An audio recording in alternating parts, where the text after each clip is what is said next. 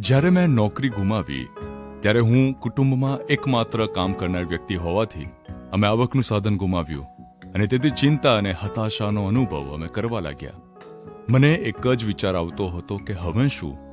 જો કે હું દરરોજ બાઇબલ વાંચન અને પ્રાર્થના કરતો હતો અને ચિંતા સંબંધીની ઘણી બધી કલમો મેં વાંચી પણ હતી અને તેના કારણે હું ઈશ્વર પરના વિશ્વાસને કારણે ટકી શક્યો।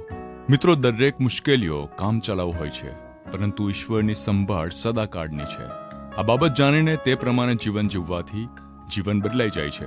ચિંતાઓને કારણે કુટુંબમાં એકબીજાને સહારો આપતા નજીકતાનો અનુભવ કરી શકીએ છીએ।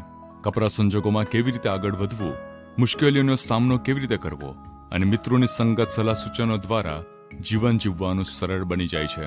મિત્રો, ઘણા પ્રયત્નો બાદ હું સારી નોકરી મેળવી શક્યો અને દરેક સંજોગોમાં ઈશ્વર પર ભરોસો રાખીને જીવનમાં આગળ વધવાનો પાઠ શીખ્યો અને ફરીથી અમારું કુટુંબ આનંદ અને શાંતિનો અનુભવ કરવા લાગ્યું। ચિંતા કરવાથી નુકસાન જ થાય છે, પરંતુ ઈશ્વર પર વિશ્વાસ રાખવાથી સઘળું સારું થઈ શકે છે।